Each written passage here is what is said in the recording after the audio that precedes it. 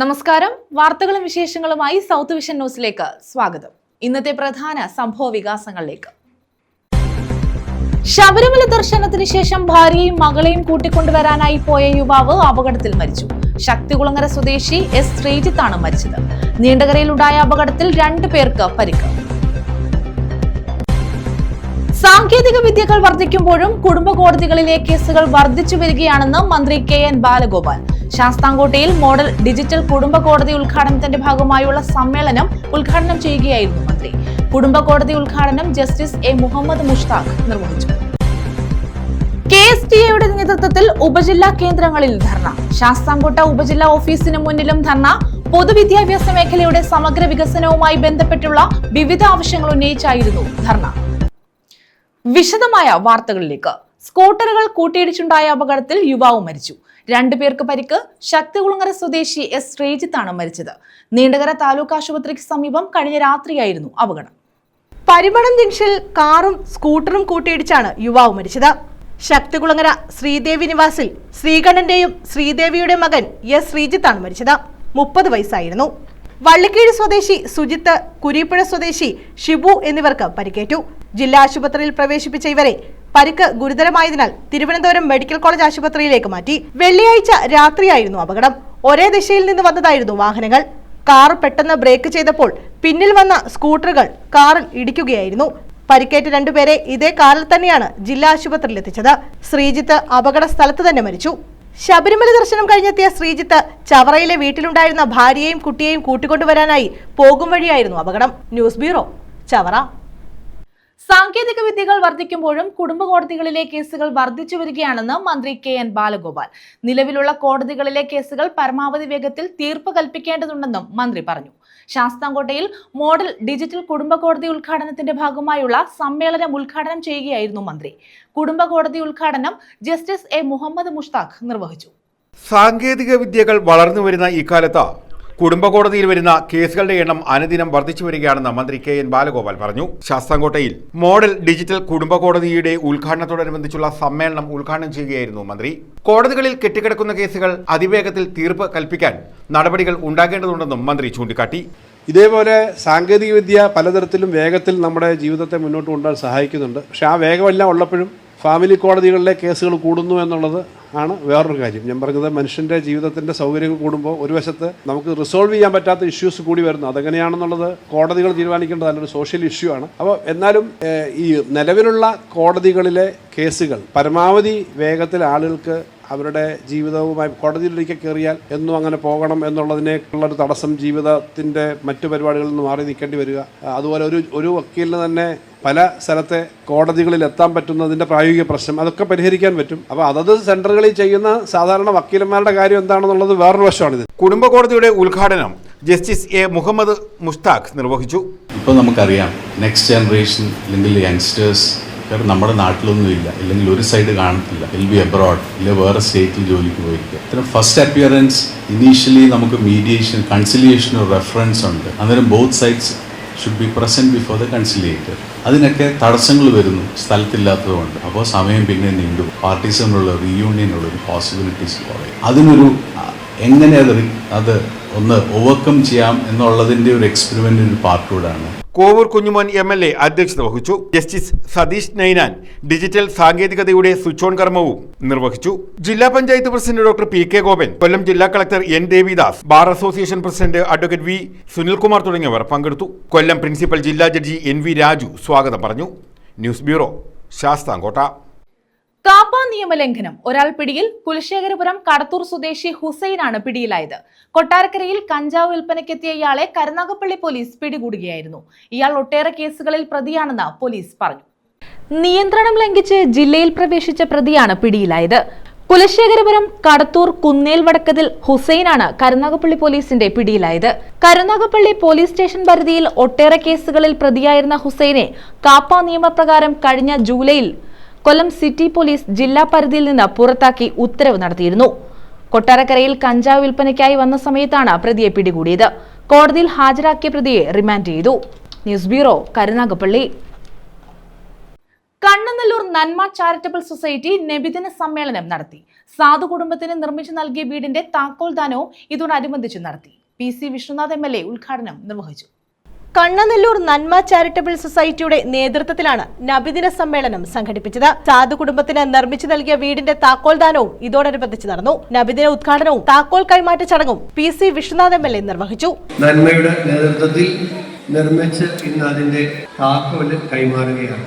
ഞാൻ ആദ്യമായി നന്മ ചാരിറ്റബിൾ സൊസൈറ്റിയുടെ എല്ലാ പ്രിയപ്പെട്ടവരെയും ആത്മാർത്ഥമായിട്ട് അഭിനന്ദിക്കുകയാണ്. Nanma president Samad Kannanallur, secretary Nasar Padippura, treasurer Nizaruddin, DCC secretary Faisal Kulappadam, Kurippally Saleem, Nazimuddin Laba, Nanma UAE പ്രവാസി treasurer Noushad KK, Kannanallur town ward അംഗം സജാദ് സലീം തുടങ്ങിയവർ പങ്കെടുത്തു. കണ്ണനല്ലൂർ ചീഫ് ഇമാം ഇജാസുൽ കൗസരി നബിദിന സന്ദേശം നൽകി. തന്റെ വ്യക്തി ജീവിതത്തിലേക്ക് ആവാഹിച്ച വിശ്വവിമോചകൻ കടന്നുപോയിട്ട് നൂറ്റാണ്ടുകൾ കഴിഞ്ഞെങ്കിലും അവിടുത്തെ ഹരിതാഭമായ ഉദ്യാനങ്ങളും അസാധാരണ മലരുകളും ഇന്നും നിത്യജീവൻ ചൂടി നിൽക്കുകയാണ്. News bureau, Kundara.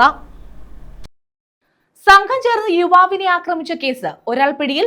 തൊടിയൂർ മുഴങ്ങോടി സ്വദേശി നിസാമാണ് കരുനാഗപ്പള്ളി പോലീസിന്റെ പിടിയിലായത്. സംഘത്തിലുണ്ടായിരുന്ന കിരണിനായി അന്വേഷണം ഊർജിതമാക്കിയതായി പോലീസ് പറഞ്ഞു. പരാതിക്കാരനായ രാഹുൽ പ്രതിയായ കിരണിനെ പിടിച്ചു തള്ളിയതിന്റെ മുൻവിരോധത്താൽ തൊടിയൂർ കൊറ്റനക്കാല ക്ഷേത്രത്തിന് സമീപം നിൽക്കുകയായിരുന്ന രാഹുലിനെ നിസാമും കിരണും സംഘം ചേർന്ന് മർദ്ദിച്ചത്. ബൈക്കിന്റെ ഷോക്ക് ഓബ്സർ വെച്ച് അടിച്ച് പരിക്കേൽപ്പിക്കുകയായിരുന്നു. മർദ്ദനമേറ്റ രാഹുൽ കരുനാഗപ്പള്ളി പോലീസ് സ്റ്റേഷനിൽ പരാതി നൽകി. തുടർന്നാണ് പോലീസ് കേസെടുത്തത്. ഒളിവിൽ പോയ പ്രതികളിൽ നിസാമിനെ കണ്ടെത്തി കരുനാഗപ്പള്ളി പോലീസ് പിടികൂടുകയായിരുന്നു. കിരണിനായി അന്വേഷണം ഊർജിതമാക്കിയതായി പോലീസ് അറിയിച്ചു. കോടതിയിൽ ഹാജരാക്കിയ നിസാമിനെ റിമാൻഡ് ചെയ്തു. News bureau, Karunagappally. വിവിധ ആവശ്യങ്ങൾ ഉന്നയിച്ച് KSTA നേതൃത്വത്തിൽ ഉപജില്ലാ കേന്ദ്രങ്ങളിൽ ധർണ നടത്തി. ശാസ്താംകോട്ട ഉപജില്ലാ ഓഫീസിന് മുന്നിലും ധർണ സംഘടിപ്പിച്ചു. പൊതുവിദ്യാഭ്യാസ മേഖലയുടെ സമഗ്ര വികസനവുമായി ബന്ധപ്പെട്ടുള്ള വിവിധ ആവശ്യങ്ങൾ ഉന്നയിച്ചായിരുന്നു ധർണ. കേരള സ്കൂൾ ടീച്ചേഴ്സ് അസോസിയേഷന്റെ നേതൃത്വത്തിലാണ് ഉപജില്ലാ കേന്ദ്രങ്ങളിലേക്ക് ധർണ നടത്തിയത്.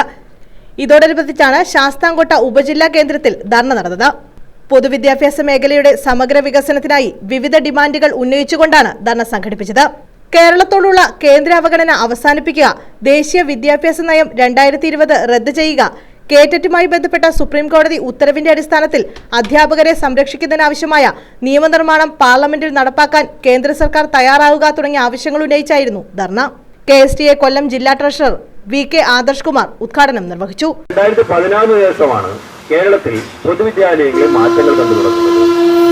2014 ശേഷം അല്ലെങ്കിൽ ഒന്നാം LDF ഗവൺമെന്റ്, ഒന്നാം പിണറായി സർക്കാരിന്റെ ഭരണകൂടം ആദ്യം തന്നെ എടുത്തത് പൊതുവിദ്യാഭ്യാസത്തിൽ അല്ലെങ്കിൽ 1ാം ക്ലാസ് മുതലുള്ള 10ാം ക്ലാസ് വരെയുള്ള വിദ്യാലയങ്ങളെ സംരക്ഷിക്കുക എന്നുള്ളതാണ്. അതുവരെ ഉണ്ടായിരുന്ന ഒരു കാലഘട്ടത്തെ കുറിച്ച് നമുക്ക് ആലോചിച്ച് നോക്കുക. അല്ലെങ്കിൽ 2011 മുതൽ 15, 16 വരെ ഉണ്ടായിരുന്ന കാലഘട്ടം. ആ കാലഘട്ടത്തിൽ പൊതുവിദ്യാലയങ്ങളിൽ നമുക്ക് കയറി ചെല്ലാൻ അല്ലെങ്കിൽ ഒരു പുതിയൊരു അഡ്മിഷൻ വരുന്ന കുട്ടി അവരുടെ രക്ഷകർത്താവും ആദ്യ ദിവസം വന്നതിന് അൺഎയ്ഡഡ് മേഖലയിലേക്ക് പോകുന്ന കാഴ്ചപ്പാടാണ് നമുക്കത് കാണാൻ കഴിഞ്ഞത്. ജില്ലാ വൈസ് പ്രസിഡന്റ് രാജീവ് ചന്ദ്രൻ അഭിവാദ്യം അർപ്പിച്ചു. ഉപജില്ലാ പ്രസിഡന്റ് ബിനു അധ്യക്ഷത വഹിച്ചു.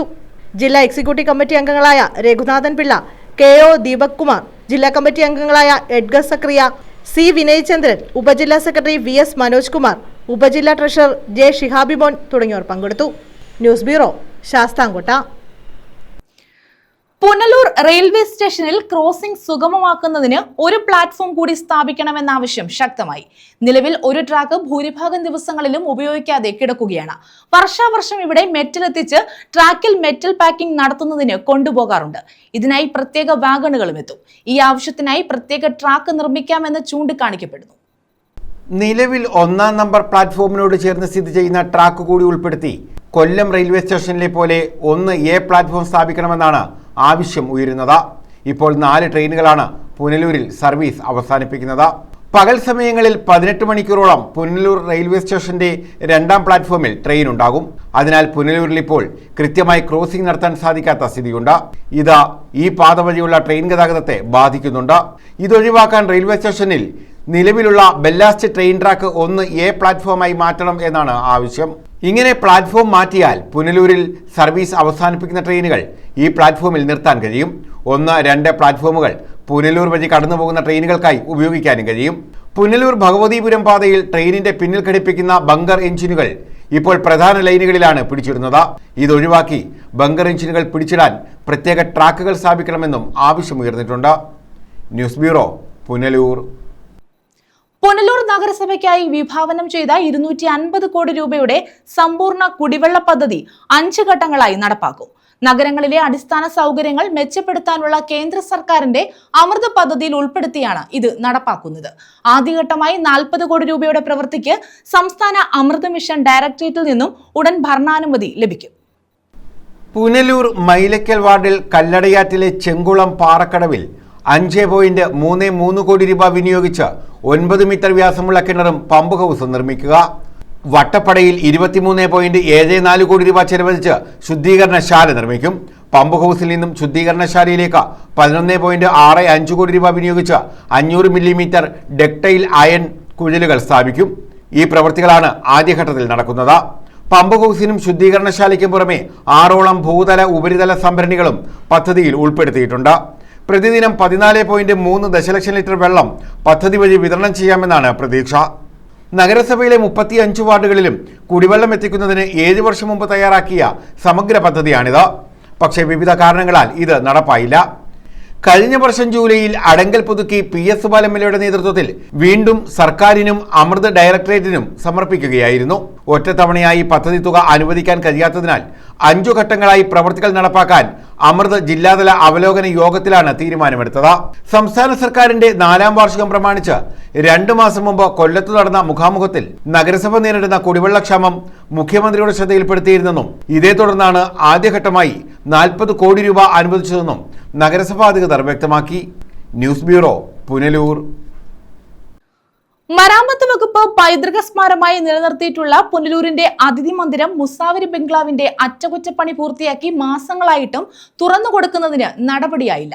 നിലവിലെ അതിഥി മന്ദിരത്തിൽ മിക്ക ദിവസങ്ങളിലും മുറി ലഭിക്കാൻ പ്രയാസമാണ്. അതിനാൽ മുസാവരി ബംഗ്ലാവ് കൂടി തുറന്നാൽ കൂടുതൽ ആളുകളെ താമസിപ്പിക്കാനാകും.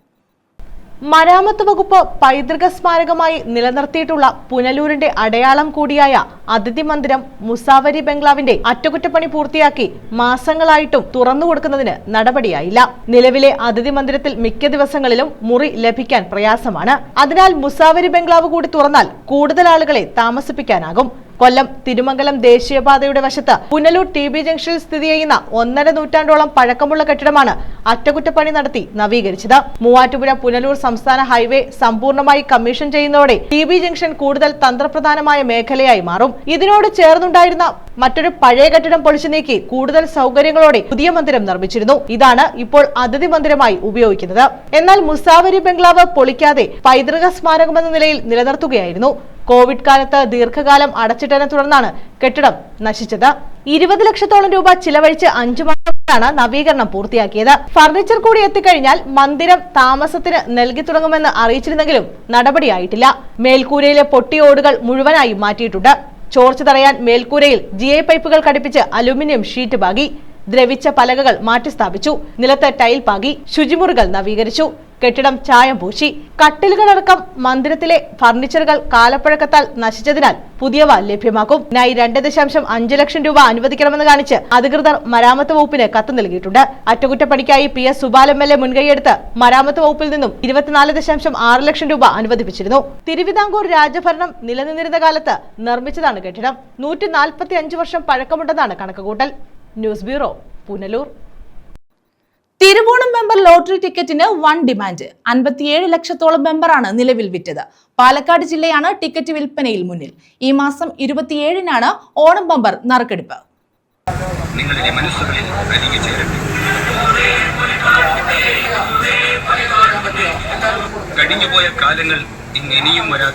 ലോട്ടറി കടകളിൽ വലിയ ഡിമാൻഡാണ് ഓണം ബമ്പർ ഭാഗ്യക്കുറിക്ക്. കേരള സർക്കാരിന്റെ തിരുവോണം ബമ്പർ വാങ്ങാൻ കേരള തമിഴ്നാട് അതിർത്തികളിലും നല്ല തിരക്കാണ്. പാലക്കാട് ജില്ലയിലെ വാളയാറിലാണ് തമിഴ്നാട്ടിൽ നിന്നും കൂടുതൽ പേർ ടിക്കറ്റ് വാങ്ങാനായി എത്തുന്നത്.